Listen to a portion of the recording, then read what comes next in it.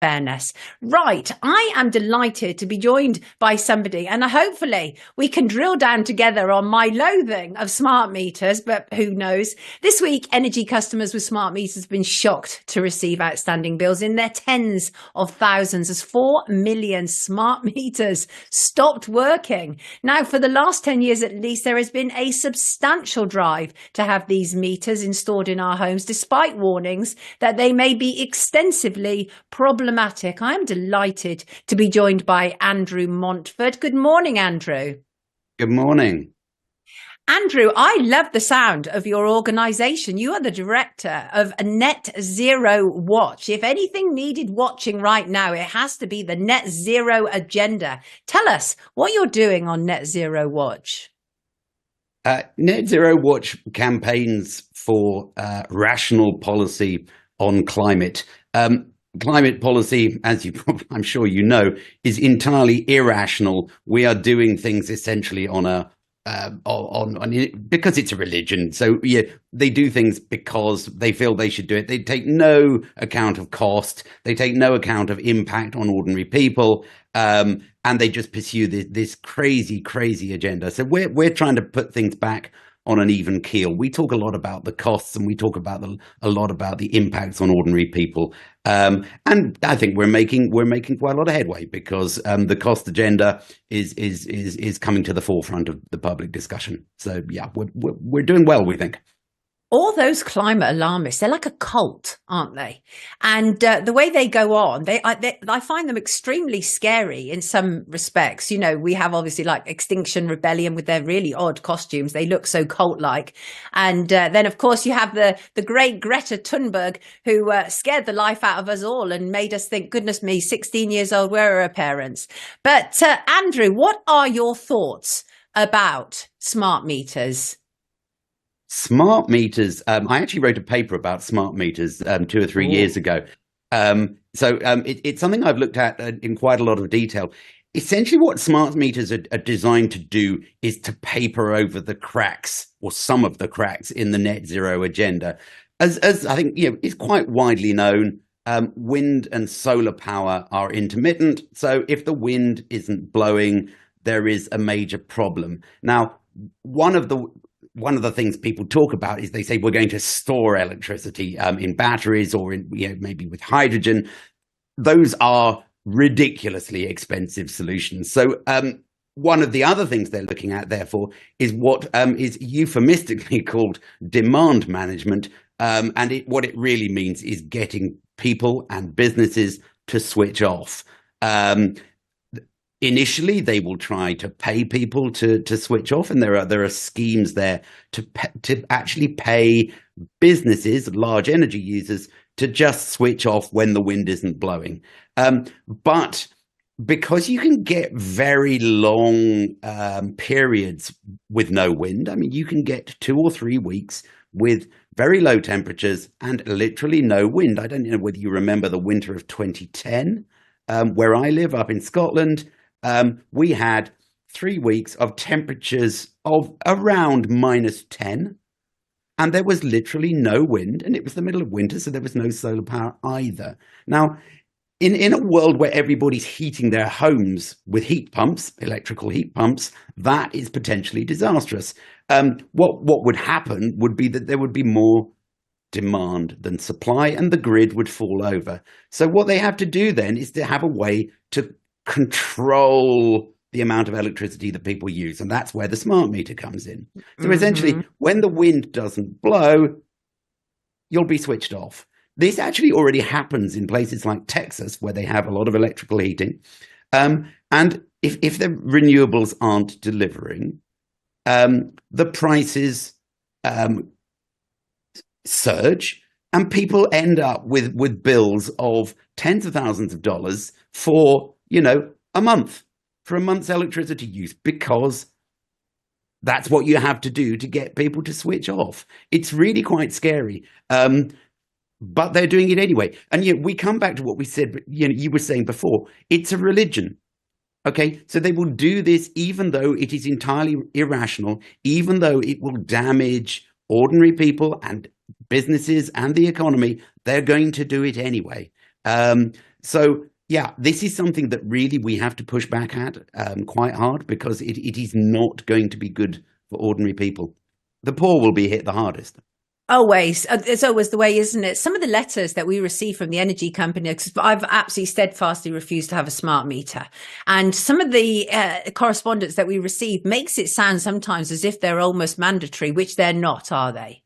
That is absolutely right. Like you, I have resisted this fiercely, and every few months we get an email from the electricity company saying, yes, you have to have this. Another one they've tried is, oh, your old-fashioned clockwork meter is now out of date, and Yes. so it's not giving correct readings, so you have to get a smart meter, and we just steadfastly refuse. And my understanding of it is that if you actually go to the Ofgem website, it says you do not have to have a smart meter. How long that continues for, I don't know. My guess is eventually they will make them compulsory, same as everything else. Yes, I completely agree with you. And of course, we heard, for example, Grayson Perry, the artist, he did this whole big thing on social media where he had, due to his smart meter, he was presented with a bill for £39,000. So they can say that the old traditional meters may be given incorrect readings, but it's nothing compared to the 4 million of faulty smart meters, right? Yeah, the whole smart meter thing has been, the government's involved, so it's a shambles. They spent, £1 billion or something like that installing the first generation of smart meters, which ran off the old mobile signals. So it was 2G, the 2G network. So they'd spent all this money and then suddenly realized that the 2G network was going to be switched off, and all those smart meters weren't going to work anymore. I mean, it's absolutely typical of the government. The other thing they did was they found that the first generation of smart meters, if you changed supplier, they stopped working. It's just, it's absolute government shambles. And, no doubt the next generation will be, there'll be some other problem with them. But yeah, we have to wait and see what comedy that's going to bring us. Well, the thing is, it is an absolute shambles. I was looking at your website, and one of the stories that caught my attention, because you say it amounts to energy rationing, is this whole idea of a time of use cap that Ofgem want to introduce. Talk to us about that. So, I mean, it's part of the process I was talking about before. If the supply from the renewables isn't large enough, then the price has to go up to try and bring supply and demand back into balance. The thing about the electricity grid is supply must equal demand at all times, or the grid falls over. So yeah, if you don't have enough supply, then you have to reduce demand. You can do that first by pricing. So what there's at the moment, your smart meter, you can have a variable price. So the price you can opt to have lower prices when there's lots of supply, but then the downside of that is you then get higher prices when the wind isn't blowing. At the moment, though, there's a price cap, which Ofgem puts in place, which is fixed. Obviously that stops that variable pricing process delivering what the government wants it to. So they're actually going to make the cap variable now as well. So what that means is, if you are on variable pricing, it will vary much more. You will those peaks to what you pay will become much higher, and so suddenly when the wind isn't blowing, you will really get very high bills indeed. It's not clear whether the sky is the limit, or whether they are just going to raise the cap. That we don't know that yet, but my advice to people would be to stick on a fixed price tariff as long as you possibly can, because I think it could get quite unpleasant.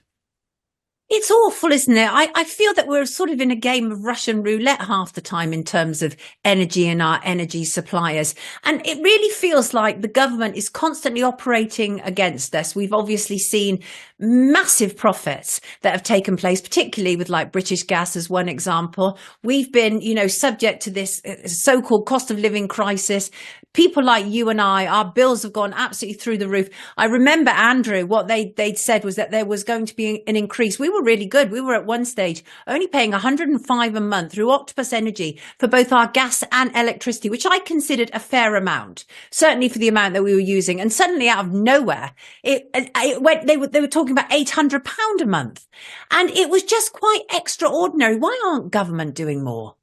Okay, so yeah, we've been through 2 years of extraordinarily high energy prices, but that is the result of the war in the Ukraine. And we had the gas pipeline blown up, and shipping disrupted and all this kind of stuff. So that made prices extremely high for a short time, and that the gas price has knock-on effects on the electricity price. So I don't think we can sort of say the prices we've had in the last few years are a net zero problem.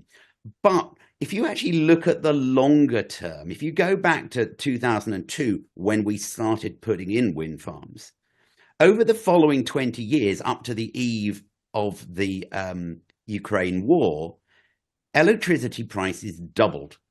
Okay, now that was the effect of putting in all those renewables. Okay, so the gas price is going to come back down again. Next time they do the price cap review, which is a couple of months away, it will come down further, and it'll probably come down further again after that. Things are getting back to normal.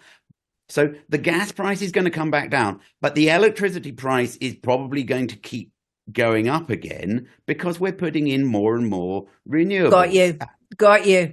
I've got you. So what a terrible catch-22 for the consumer, though.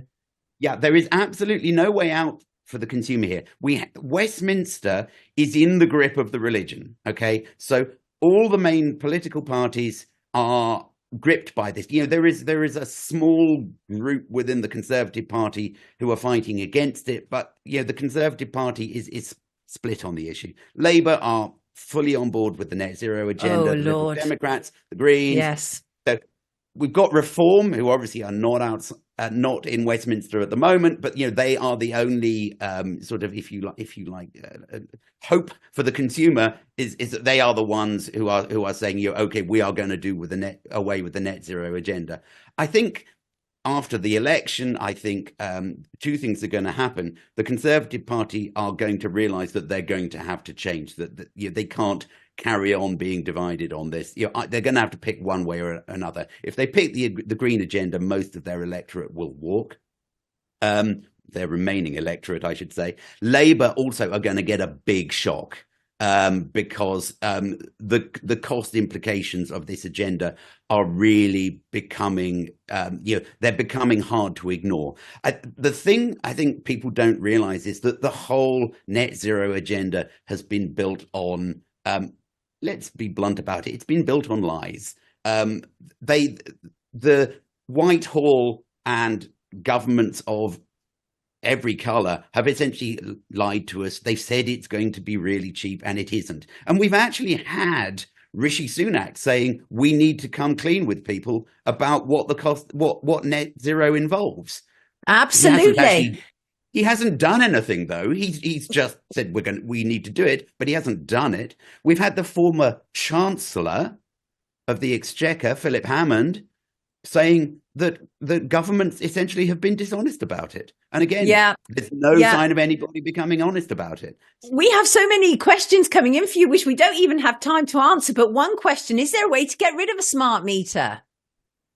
That is an extremely good question. I don't know whether you can go back to them and insist that they put in a clockwork meter. I've no idea. If you don't have to have one, my guess is you probably can insist, but your chances of getting your energy supplier to actually come and do the work are probably quite slim. I believe you can actually pay a private, electrical contractor to come and change it for you. So yeah, I don't know the answer. I don't know the answer. Interesting. Well, do you know, the thing is, Andrew, you must come back again because I suspect there's so many questions. I'd love to do a Q&A with you actually about this whole cult because I think it's so important. Obviously, they have all the money. They are working all against us and we need to have that pushback as strong as we possibly can. Everybody, this is Andrew Montfort. He's from Net Zero Watch. Check it out on the net, www.netzerowatch.com. www.netzerowatch.com. And we've been talking about smart meters. But Andrew, you have been warning about the issue of rationing electricity for several years now. And you've stated quite correctly that smart meters would be used for such. So thank you so much for joining us, giving some clarity to this issue that we all know is a cult, frankly. And